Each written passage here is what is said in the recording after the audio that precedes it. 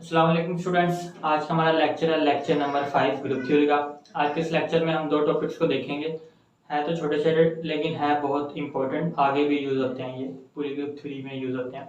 तो पहला हमारा है केले टेबल के केले टेबल क्या होता है, कैसे इसको यूज़ करते हैं, इसका वर्किंग रूल देखेंगे। और उसके बाद है हमारा यूनिट मॉडुलो एन के ये जो सेट होता है इसको हम कैसे लिखते हैं, इसके अंदर कैसे किस किस्म के एलिमेंट्स होते हैं और इनको हम ग्रुप भी शो करवाना सीखेंगे बाय यूजिंग केले टेबल। ठीक हो गया। तो सबसे पहले हम आ जाते हैं अपने केले टेबल के ऊपर। केले टेबल क्यों यूज करते हैं और कैसे यूज करते हैं और क्या इनको यूज करते हुए कैसे हम किसी भी सेट को ग्रुप शो करवाते हैं। केले टेबल हम तब यूज करते हैं जब कोई भी सेट को हमने ग्रुप शो करवाना हो और वो सेट फाइनाइट हो और उसका ऑर्डर स्मॉल हो। मतलब ऑर्डर होता है ग्रुप का ऑर्डर भला क्या होता है, जो जितने भी एलिमेंट्स हो ना उस ग्रुप में, ठीक है, जितने भी एलिमेंट्स हो उस ग्रुप में उनको टोटल गिनो। अगर जैसे कि ये है, ठीक है, इसमें 4 एलिमेंट है, plus minus 1 plus minus 4 element है, तो इस ग्रुप का ऑर्डर 4 होगा। लेकिन सेट के लिए हम यूज करते हैं कार्डिनैलिटी। आप इस तरह कह लो कि जिस सेट की कार्डिनैलिटी एक तो फाइनाइट हो और समान हो, उसके लिए हम क्ले टेबल यूज कर सकते हैं उसको शो करवाने के लिए कि वो ग्रुप फॉर्म करता है कि नहीं। क्योंकि क्ले टेबल से हमें इजीली पता लग जाता है कि आइडेंटिटी एलिमेंट कौन सा है, किस एलिमेंट का इनवर्स क्या है। मतलब हर एलिमेंट का इनवर्स भी पता चल जाता है क्ले टेबल से। और इससे हमें ये भी पता चल जाता है कि क्लोजर ला इसमें होल्ड कर रहा है कि नहीं। ठीक है, तो इजीली हम फाइंड आउट कर सकते हैं अगर सेट फाइनाइट हो और उसका ऑर्डर भी क्या हो, स्मॉल हो। तो वही लिखा हुआ है, in case of finite set of small order that they are groups we use Cayley table. जिन सेट का ऑर्डर स्मॉल हो, मतलब कार्डिनैलिटी छोटी हो और वो फाइनाइट हो, उसके लिए हम क्ले टेबल यूज करते हैं उसको ग्रुप शो करवाने के लिए। तो जैसे फॉर एग्जांपल ये हमारे पास सेट है जी, जो ये क्या है, fourth root of unity, plus minus 1 plus minus होता है, इसको हम कहते हैं फोर्थ रूट ऑफ यूनिटी। हमने इसको शो करवाना है कि अंडर मल्टीप्लिकेशन ये ग्रुप फॉर्म करता है कि नहीं। अब देखो इसका ऑर्डर भी 4 है क्योंकि ये ग्रुप फॉर्म करता है, वो हम चेक कर रहे हैं। लेकिन अभी ये सेट है, इसके अंदर 4 एलिमेंट है, इसकी कार्डिनैलिटी 4 है, तो है भी छोटी और है भी फाइनाइट। तो इसको ग्रुप शो करवाने के लिए हम क्या करेंगे, सिंपली क्ले टेबल यूज करें। क्ले टेबल के लिए क्या करना होता है, अब ये अंडर मल्टीप्लिकेशन है, सिंपली आपने पहले दो लाइन ड्रा कर लेनी है, वर्टिकली और हॉरिजॉन्टली। ये हॉरिजॉन्टली आ गई, वर्टिकली आ गई। अब जो भी ऑपरेशन गिवन होगा वो आपने यहाँ पे लिख देना है, जैसे कि अंडर मल्टीप्लिकेशन अंडर मल्टीप्लिकेशन लिख देनी है। अब जो भी वो सेट में एलिमेंट्स होंगे एक दफा हॉरिजॉन्टली लिख देने हैं और एक दफा वर्टिकली लिख देने हैं। ठीक है, 1 minus 1 iota minus iota, 1 minus 1 iota minus iota. अब सिंपली जो ऑपरेशन है उसके साथ इनको कंबाइन करते रहना है। 1 1 से मल्टीप्लाई होगा 1 आएगा, 1 इससे मल्टीप्लाई होगा माइनस 1, 1 इससे मल्टीप्लाई होगा आयोटा, 1 माइनस आयोटा से मल्टीप्लाई होगा तो माइनस आयोटा। अब सेकंड पे आ जाना, माइनस इस 1 इससे मल्टीप्लाई होगा तो माइनस 1 आ जाएगा, माइनस 1 माइनस 1 से मल्टीप्लाई होगा तो 1 आ जाएगा, माइनस 1 आयोटा से मल्टीप्लाई होगा तो minus iota, minus 1 minus iota से मल्टीप्लाई होगा तो प्लस आयोटा आ जाएगा। इसी तरह अब इधर आ जाओ, आयोटा को इससे मल्टीप्लाई करेंगे आयोटा आएगा, इसको इससे मल्टीप्लाई करेंगे तो minus iota, iota iota square हो जाएगा, आयोटा स्क्वायर माइनस 1 के इक्वल होता है, इसलिए हमने यहाँ पे माइनस 1 लिख दिया। अब इसको इससे मल्टीप्लाई करेंगे, हमारे पास आएगा minus iota square. Iota square क्या होता है, माइनस 1, और एक ये माइनस है तो माइनस माइनस प्लस आ जाएगा तो प्लस 1 आ जाएगा। ठीक हो गया। इसी तरह माइनस 1 को इससे मल्टीप्लाई करेंगे यही आ जाएगा, माइनस 1 को माइनस आयोटा को 1 से मल्टीप्लाई करेंगे माइनस आयोटा आ जाएगा, माइनस आयोटा को माइनस 1 से मल्टीप्लाई करेंगे माइनस माइनस प्लस हो जाएगा, आयोटा आ जाएगा। ठीक हो गया। माइनस आयोटा को आयोटा से मल्टीप्लाई करेंगे माइनस आयोटा स्क्वायर बनेगा, माइनस आयोटा स्क्वायर हम जानते हैं आयोटा स्क्वायर माइनस 1 के इक्वल होता है, तो माइनस माइनस प्लस हो जाएगा तो प्लस 1 आ जाएगा। इसी तरह माइनस माइनस प्लस हो जाएगा, और आयोटा स्क्वायर क्या होता है माइनस 1, इस वजह से यहाँ पे माइनस 1 आ गया। तो इस तरह हम क्ले टेबल में जो भी ऑपरेशन गिवन हो उसके तहत एलिमेंट्स को कंबाइन करते हैं। ठीक हो गया। तो हमने देखा मल्टीप्लिकेशन था, हमने सिंपली मल्टीप्लाई कर दिया, हॉरिजॉन्टली और वर्टिकली लाइन ड्रा कर लेनी है एक साइड पे, वर्टिकली भी लिख लेनी है हमने, वर्टिकली पे भी जो सेट के एलिमेंट्स है वो लिख लेने हैं और हॉरिजॉन्टली भी लिख लेना है, फिर सिंपली मल्टीप्लाई कर देना है ऐसे। ठीक हो गया। अब देखो ये जो हमने क्ले टेबल बनाया है इससे हम इजीली देख सकते हैं कि ये जो सेट है ये ग्रुप फॉर्म करता है कि नहीं, वो देखो। अब देखो क्लियर ला के लिए क्या होता है कि कोई से भी दो एलिमेंट ले लो, उनको मल्टीप्लाई करो, वो इसी में से आना चाहिए। तो देखो जब इसको इससे मल्टीप्लाई करे 1 आया, इसको इससे कराया तो माइनस 1, इसको इससे मल्टीप्लाई कराया होता, इसको इससे मल्टीप्लाई माइनस होता। क्योंकि अब जितनी भी ये अंदर एंट्रीज आ रही हैं इस क्ले टेबल के अंदर, ये वाली ये सारी किस तरह आ रही है, कोई से दो एलिमेंट्स को आपस में मल्टीप्लाई करवाने से आ रही है। तो क्लोजर लॉ यही होता है कि कोई से भी दो एलिमेंट ले लो, उनको मल्टीप्लाई करो तो उनका आंसर भी इसी में से आना चाहिए। तो देखो ये जितनी भी एंट्रीज है ये वाली, ये सारी इन्हीं में से, इन चारों में से ये कहना है, तो इसका मतलब क्लोजर लॉ होल्ड करता है। तो वही लिखा हुआ है since all the entries in the table are in G, इसका मतलब क्लोजर लॉ होल्ड हो रहा है। अब second associative law. Associative law हम क्लियर टेबल से नहीं बता सकते देख के, ठीक है, उसके लिए अलग से प्रोसेस करना पड़ता है। जैसे एसोसिएटिव लॉ हम शो करवाते हैं, जैसे कि हमने पहले दूसरे लेक्चर में देखा है कैसे शो करवाते हैं, उसमें इसे वो हम क्लियर टेबल के जरिए नहीं शो करवा सकते क्लियर टेबल। उसके लिए जो हमने पहले 2 लेक्चर देखे थे कैसे शो करवाते हैं वो अप्लाई करेंगे मेथड। लेकिन हम जानते हैं कि अब देखो प्लस माइनस एयोटा मतलब कम्प्लेक्स नंबर है, प्लस माइनस 1 भी कम्प्लेक्स नंबर है, एवरी रियल नंबर कम्प्लेक्स होता है। अब ये जो सेट है ये कम्प्लेक्स नंबर का सबसेट है।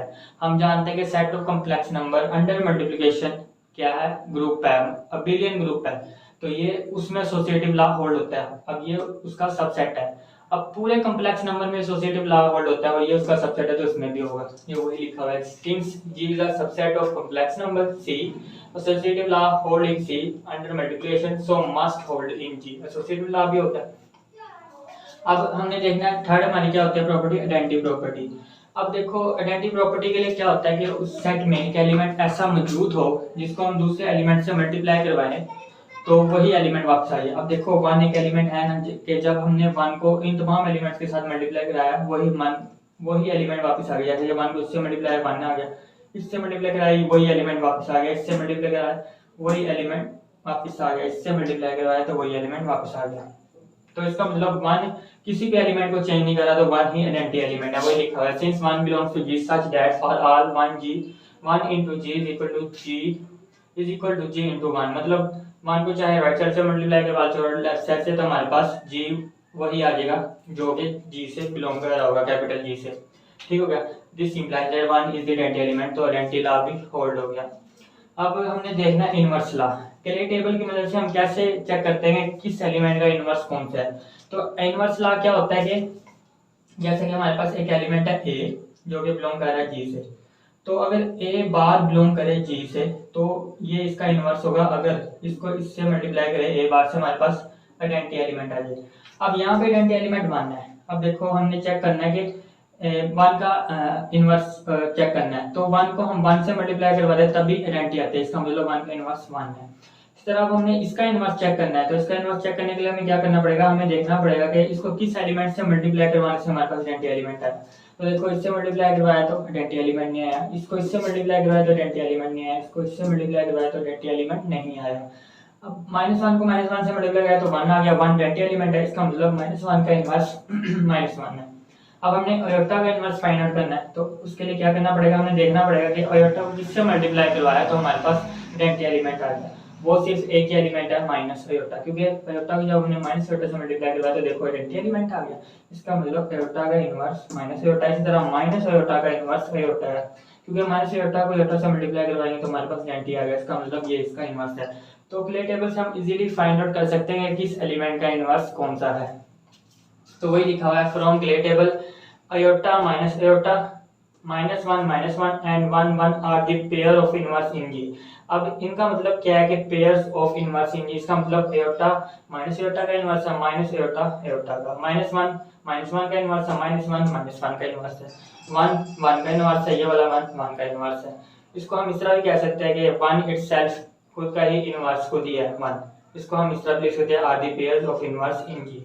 तो इजीली हमें पता चल जाता है क्लियर टेबल से कि इनवर्स भी किस एलिमेंट का कौन सा है, क्या है इसका इनवर्स है। तो इनवर्स लॉ भी होल्ड हो गया। अब चारों प्रॉपर्टी आ गई, इसका मतलब set of fourth root of unity क्या है, ये ग्रुप फॉर्म करता है, ये हमने क्लियर टेबल की वजह से देख लिया। ये इसका अबिलियन भी है, आप अबिलियन की प्रॉपर्टी भी इसके ऊपर लगा सकते हैं। कोई से भी 2 एलिमेंट ले लो, चाहे मतलब कोई से 2 एलिमेंट ले लिया हमने A B belongs to G, इस G से उनको चाहे राइट से इस तरह मल्टीप्लाई कराओ, पहले A B को मल्टीप्लाई कराओ चाहे B A को, दोनों के आंसर सेम आएंगे, तो इसमें अबिलियन कम्यूटेटिव प्रॉपर्टी भी होल्ड होती है। ये अबिलियन ग्रुप है। तो आपने एक एग्जांपल है वो खुद ही सोल्व करनी है। मैंने सोचा था पहले मैं वो सोल्व करूं क्योंकि वो बहुत ईजी है, तो मैंने सोचा थोड़ी सी डिफिकल्ट लेते हैं ताकि आपको अच्छे से एक्सप्लेन कर सकूं, तो इसलिए मैंने फोर्थ रूट ऑफ यूनिटी लिया। आपने सिंपली क्या करनी है, क्यूब रूट ऑफ यूनिटी लेनी है, मतलब 1 ओमेगा ओमेगा स्क्वायर, ये क्यूब रूट ऑफ यूनिटी होते हैं। आपने ये क्लियर टेबल के जरिए चेक करना है कि वो ग्रुप फॉर्म करते हैं कि नहीं। तो हमने देखा कि set of fourth root of unity ये ग्रुप फॉर्म करते हैं बाय यूजिंग, हमने क्ले टेबल शो करवाया, ठीक है। तो ये सारा मेथड है क्ले टेबल यूज करने का। तो ये हमारा सेकंड क्वेश्चन है Z6। ये हमने लेक्चर नंबर 3 में देखा था कि Z6 में किस किस्म के एलिमेंट होते हैं और ये किस एडिशन के तहत, किस ऑपरेशन के तहत ये ग्रुप फॉर्म करता है। वो हमने जनरल बात की थी ZN मतलब, ठीक है। तो अब हमारे पास है Z6। तो इसके अंदर इस किस्म के एलिमेंट्स होते हैं, ये मैंने आपको जो लेक्चर नंबर 3 है उसमें बताया है। तो Z6 में 0 1 2 3 4 5 ये एलिमेंट्स होते हैं और हमने अंडर एडिशन शो करवाना है, अंडर एडिशन मॉडुलो 6 हमने ये शो करवाना है कि ये ग्रुप फॉर्म करता है कि नहीं। तो देखो एक तो है भी ये फाइनाइट और इसका जो कार्डिनैलिटी है वो है भी स्मॉल, तो हम इसके लिए भी क्ले टेबल इजीली यूज कर सकते हैं। तो जैसा कि हमने पहले क्वेश्चन में देखा था, क्या करना है कि सिंपली पहले वर्टिकली हॉरिजॉन्टली हमने लिख लेने हैं एलिमेंट्स जो भी दिए हुए होंगे, ठीक है। इस तरह दो लाइनें ड्रा कर लेंगे, इधर ऑपरेशन आ जाएगा जो भी गिवन होगा और इधर आ जाएंगे एलिमेंट्स, इधर भी आ जाएंगे एलिमेंट्स। अब एडिशन गिवन है हमें, एडिशन मॉडुलो 6। तो 0 0 में ऐड होगा 0 होगा, 0 1 में ऐड होगा 1 आएगा, 0 2 में ऐड होगा 2 ही आएगा, 3 में ऐड होगा 3, 4 में ऐड होगा 4, 5 में ऐड होगा 5। अब 1 1 में ऐड 1 0 में ऐड होगा 1 आएगा, 1 1 में ऐड होगा 2 होगा, 1 2 में 3 आएगा, 1 3 में 4 आएगा, 1 4 में 5, 1 5 में ऐड होगा तो 6 आएगा। लेकिन 6 तो इसमें है ही नहीं हमारे पास और हमें ऑपरेशन क्या गिवन है, मॉडुलो 6 है वो। अब 6 आया हमारा आंसर और मॉडुलो 6 है तो हम 6 पे डिवाइड कर देंगे इसको। जब तक डिवाइड करते रहना, जब तक जो रिमाइंडर होना, रिमाइंडर यहाँ पे जो भी आए वो इनमें से कोई एक ना आ जाए, जब तक हमने डिवाइड करते रहना। अब हमने इसे डिवाइड किया तो हमारे पास रिमाइंडर 0 आया, 0 इसमें है ना तो इसकी जगह हम 0 लिखते हैं, ठीक हो गया। ये हमने लेक्चर नंबर 3 में देखा था कि कैसे हम इसमें इसके एलिमेंट्स ऐड होते हैं, ठीक हो गया। तो अब 2 देखते हैं, 2 0 में आएगा 2, 2 1 में ऐड होगा 3, 2 2 में 4, 2 3 में ऐड होगा 5, 2 4 में ऐड होगा 6 होगा, हम जैसा कि अब हमने किया था। तो रिमाइंडर 0 आया, 0 लिख देंगे। 2 5 में ऐड होगा 7, अब 7 आ गया।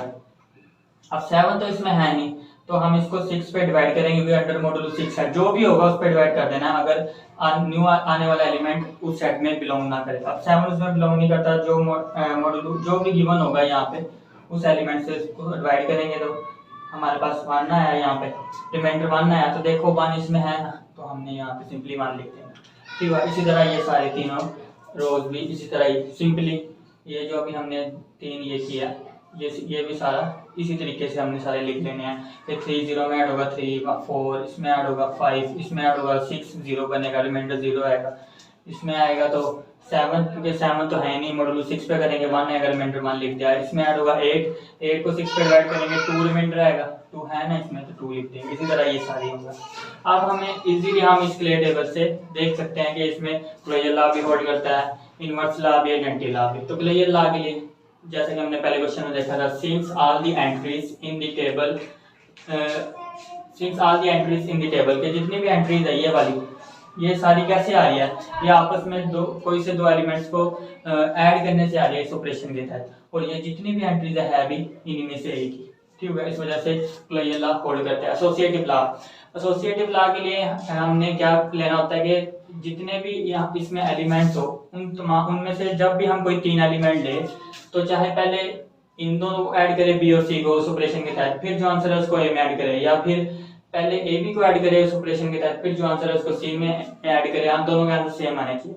अब क्ले टेबल से हम एसोसिएटिव लॉ शो नहीं करवा सकते, तो इसके लिए हमने बकायदा इसको शो करवाना पड़ता है यहाँ पे।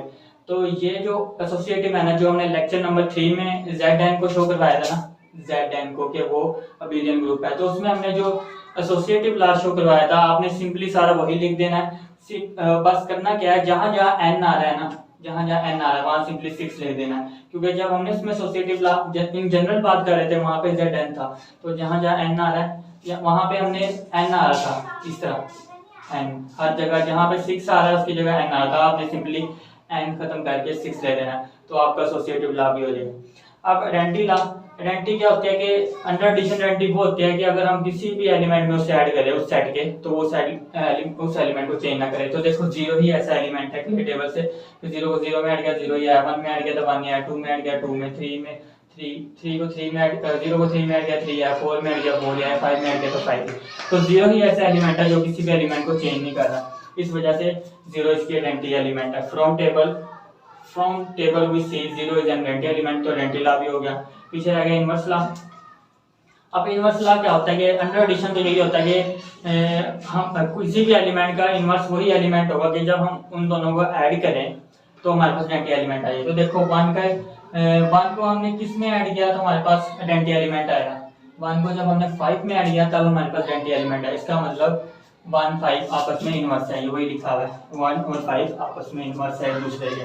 इसी तरह 2 की आइडेंटिटी एलिमेंट क्या है, तो देखो 2 को किस नंबर में ऐड करने से आइडेंटिटी एलिमेंट है, 2 को 4 में ऐड किया तब हमारे पास आइडेंटिटी एलिमेंट है, तो 2 का इनवर्स 4 है। इसी तरह 0 का इनवर्स 0 है क्योंकि 0 को 0 में ऐड किया तभी आइडेंटिटी एलिमेंट है।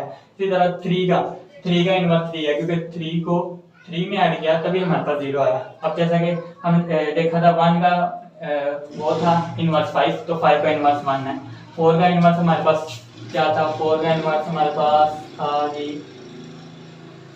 हमारे पास 2 था, तो 2 का इनवर्स हमारे पास 4 था, तो 4 का इनवर्स 2 है। तो ये वही लिखा हुआ है फ्रॉम टेबल 1 5 ये वाला एक pair 2 4 while 0 and 3 are their own inverse. इसका मतलब यही होता है कि ये जो पेयर लिखे हुए ना, ये 1 5 का इनवर्स है, 5 1 का, 2 4 का, 4 2 का, और 0 3 खुद के इनवर्स है। तो हर एलिमेंट का इनवर्स भी आ गया, तो इसका मतलब ये ग्रुप फॉर्म करता है। ये हमने clear table by using clear table इसको शो करवा दिया।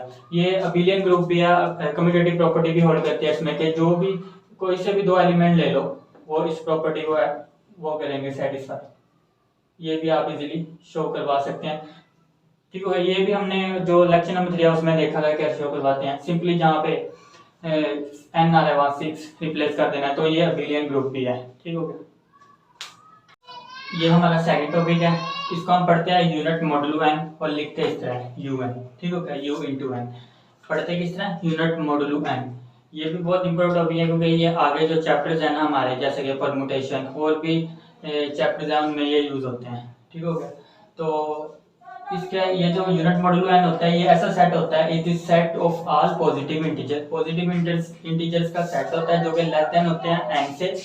उन इंटीजर्स का सेट होता है वो क्या होते हैं, पॉजिटिव होते हैं और लेस देन होते हैं n से। दो बातें होगी कि वो पॉजिटिव होते हैं और लेस देन होते हैं n से, and relatively prime to n, और n के क्या हो, रिलेटिवली प्राइम हो। तीन बातें होती है जो सेट un में किस किस्म के एलिमेंट्स होते हैं, एक तो वो पॉजिटिव होते हैं, दूसरा वो लेस देन होते हैं उस n से, यहाँ n कुछ भी हो, n पॉजिटिव ही होगा, और वो एलिमेंट्स आएंगे जो इस n के रिलेटिवली प्राइम होंगे। ये तीन बातें होगी यूनिट मॉडुलो n में, ठीक हो गया। फॉर एग्जांपल u10 ले लिया हमने, ठीक हो गया। अब n की जगह हमारे पास 10 आ गया। अब इसमें वो एलिमेंट हो गए जो पॉजिटिव होंगे, 10 से लेस होंगे और 10 के रिलेटिवली प्राइम होंगे। तो देखो 1 3 7 9 एक तो पॉजिटिव भी है, 10 से लेस भी है, और ये चारों इस 10 के रिलेटिवली प्राइम होते हैं। रिलेटिवली प्राइम अगर आपको नहीं पता मैं आपको बता दूं कि कोई से भी दो इंटीजर्स आपस में रिलेटिवली प्राइम होते हैं अगर उनमें कोई फैक्टर कॉमन ना हो। जैसा कि हमारे पास 6 है, 6 के फैक्टर कौन कौन से हैं, 2 और 3, 1 भी है लेकिन, ठीक है।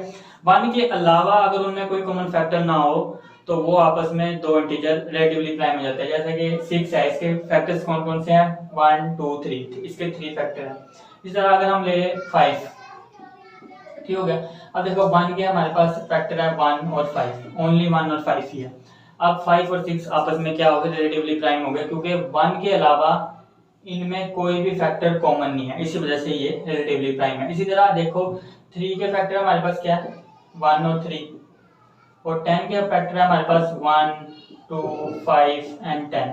तो 1 के अलावा और कोई कॉमन फैक्टर नहीं है, इसी वजह से 3 10 के रिलेटिवली प्राइम है, इसी वजह से u10 में लिखा गया। तो 7 भी इसके रिलेटिवली प्राइम है, 9 भी इसके रिलेटिवली प्राइम है। तो u10 में इस किस्म के एलिमेंट्स होते हैं, ये इस टाइप का सेट होता है। और सेकंड हमारे पास ये इंपॉर्टेंट है कि un is a group under multiplication modulo n। तो जो भी सेट होगा un, यहाँ पे कोई भी n होगा वो ग्रुप फॉर्म करेगा under multiplication under modulo n। जो भी यहाँ पे हमें n गिवन होगा उसके तहत अंडर मल्टीप्लिकेशन वो ग्रुप फॉर्म करेगा। फॉर एग्जांपल जैसे कि हम किसी को शो करवाते हैं कि ये ग्रुप फॉर्म करता है u10। अब ऑपरेशन हमारे पास क्या, मॉडुलो n आ गया, ठीक हो गया इसके मुताबिक। अब मॉडुलो n क्लियर टेबल से, क्योंकि ये फाइनाइट है और इसकी कार्डिनैलिटी भी छोटी है, तो अब हम इसको किससे क्लियर टेबल से शो करवा सकते हैं ये ग्रुप फॉर्म करता है। तो हमने यहाँ पे लिख लिया ऑपरेशन मॉडुलो है 10 और यहाँ पे लिख लिया एलिमेंट्स, इस तरह वर्टिकली भी लिख लिए तमाम एलिमेंट्स इसके। अब मल्टीप्लिकेशन है, अंडर मल्टीप्लिकेशन फॉर्म करते तो हमने मल्टीप्लाई करवाने एलिमेंट्स को। 1 1 से मल्टीप्लाई होगा 1, 3 से 3, 7 से 7, 9 से 9 आ जाएगा। 3 1 से 3 आएगा, 3 3 से 9, 3 7 से आएगा, मल्टीप्लाई होगा 21 आएगा। अंडर मॉडुलो 10 पे डिवाइड करें तो हमारे पास रिमाइंडर 1 आएगा, तो 1 इन्हीं में से एक है तो 1 लिख देंगे। इसी तरह 3 9 से मल्टीप्लाई होगा 27 तो इनमें से है ही नहीं, तो 10 पे डिवाइड करेंगे हमारे पास रिमाइंडर 7 आएगा, 7 इसमें है ना मौजूद तो 7 लिख देंगे। इसी तरह 7 1 से 7 आएगा, 7 3 से 21, अंडर मॉडुलो 10 1 देगा, 7 7 से मल्टीप्लाई होगा तो 49 अंडर मॉडुलो 10 9 आएगा, 9 इसमें मौजूद है तो 9 लिख देंगे। 7 9 से मल्टीप्लाई होगा 63 आएगा, 63 अंडर मॉडुलो 10 पे हमारे पास 3 आएगा, 3 इसमें मौजूद है 3 लिख देंगे। इसी तरह 9 7 3 इनसे मल्टीप्लाई करवाने से आएगा। ठीक हो गया, ये हमने बना लिया क्ले टेबल। अब हमने इसमें शो करवाना है कि इसमें ग्रुप की 4 प्रॉपर्टी सेटिस्फाई होती है।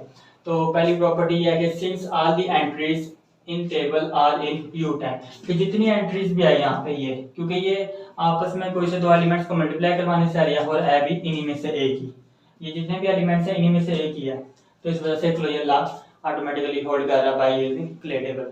अब एसोसिएटिव लॉ के लिए हमने ये शो करवाना था कि इसके तमाम एलिमेंट्स के लिए कोई से भी 3 ले लो, उसके लिए कंडीशन सेटिस्फाई होनी चाहिए पहले बी और सी को इस ऑपरेशन के तहत जो भी गिवन हो। मॉडुलो 10 है हमारे पास, तो मॉडुलो 10 इनको मल्टीप्लाई करें, फिर जो आंसर है 1 से मल्टीप्लाई करें उस ऑपरेशन के तहत, या फिर पहले ए बी को मल्टीप्लाई करें उस ऑपरेशन के तहत, फिर जो आंसर है सी से मल्टीप्लाई करें, दोनों का आंसर सेम आना चाहिए। तो ये तो मैंने लिख दिया एसोसिएटिव लॉ, इस तरह ही हमने प्रूव करना है।